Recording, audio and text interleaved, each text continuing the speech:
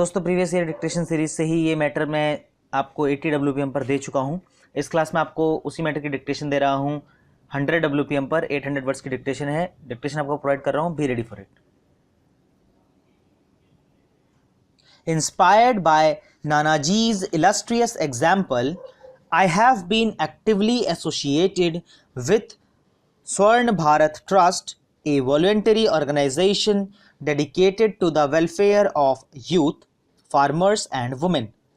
I get rejuvenated every time I visit this remarkable social service institution.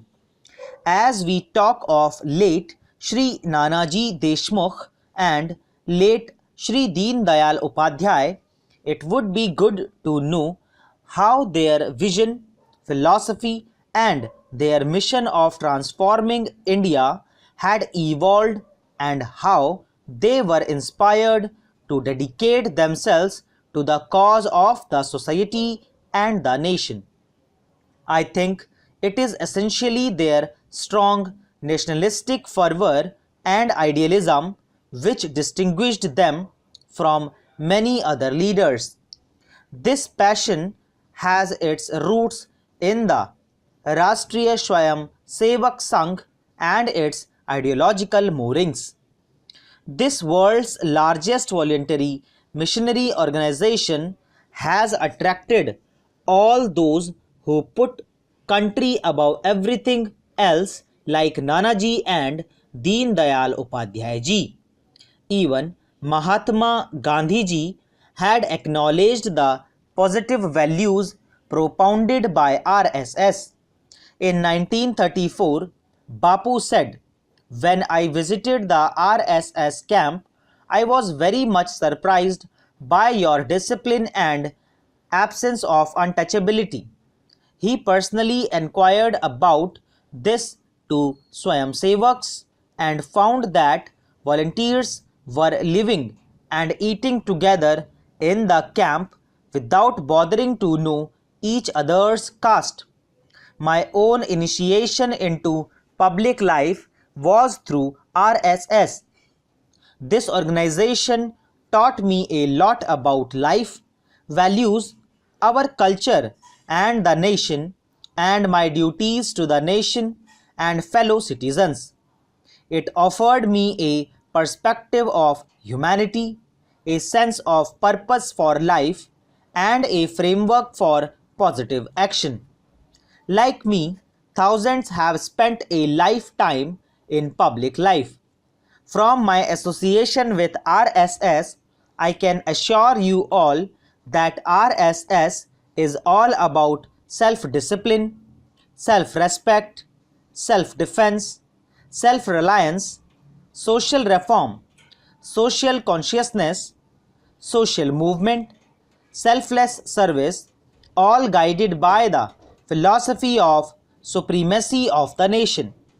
I see no reason for anyone to have any objection to these principles, which are primarily aimed at character development based on core ancient Indian ethos and values, which advocated the philosophy of Vasudeva Kutumbakam, meaning the whole world in one family.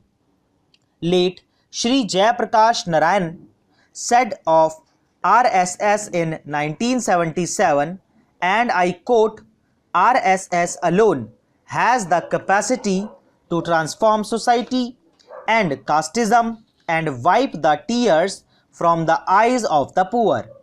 I have great expectations from this revolutionary organization, which has taken up the challenge of creating a new India. In conclusion, I wish to congratulate the Deen Dayal Research Institute for conducting this Nanaji Memorial Lecture.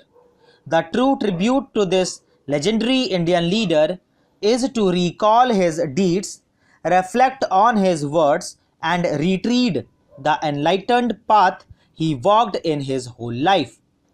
Every region is a body of values and moral prescriptions for its followers to abide by.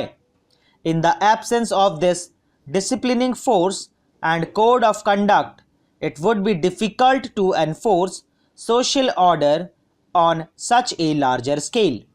Scientific advancements in their wake have brought certain challenges to humankind, like nuclear warfare, biological weapons, other means of mass destruction, and serious issues of pollution and climate change. But this is no ground to discard science and scientific quest.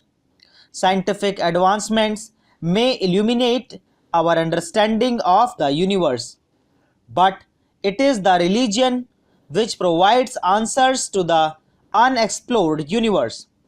The issues of mind and soul, and the relentless internal unrest and lack of internal peace constitute this vast unexplored universe.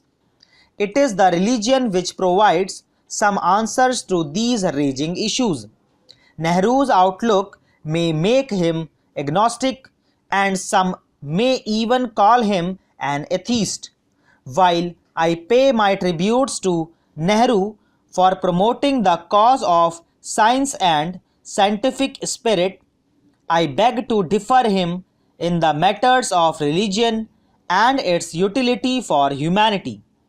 I feel that both science and religion are the tools in the hands of the people in their quest for prosperity and internal peace. I am indeed delighted to visit the Indian Institute of Integrative Medicine and interact with scientists, students, staff of this institution, and eminent citizens from Jammu region. I am pleased to learn that this is one of the oldest scientific institutions in our country. Set up in 1941, it has been playing a leading role in promoting scientific and economic growth in our country. In fact, was the first translational institute of drug development from natural resources, established in the country as a drug research laboratory under the aegis of Jammu and Kashmir government. Colonel Sir Ramnath Chopra, who was instrumental in conceptualizing DRL as a research and manufacturing unit, was its founder head. I am told that the research undertaken by DRL was liberally supported by Indian Council of Medical Research, Council of Scientific and Industrial Research, and the Indian Council of Agricultural Research. The manufacturing section of DRL was developed into an independent commercial unit. दोस्तों इसी के साथ dictation finish होती है। उम्मीद करता हूँ अच्छे से लिखी होगी आपने। अगर नहीं लिखी गई है तो ग्रेड डी का जो मैटर मैंने आपको प्रोवाइड किया था 80 पे इसी का, उसको आप पहले लिखिए, उसके बाद इसे लिखिएगा। आपसे मुलाकात करता हूँ अगली क्लास में अगली ट्रांसक्रिप्शन के साथ। तब तक के लिए बाय बाय, टेक केयर।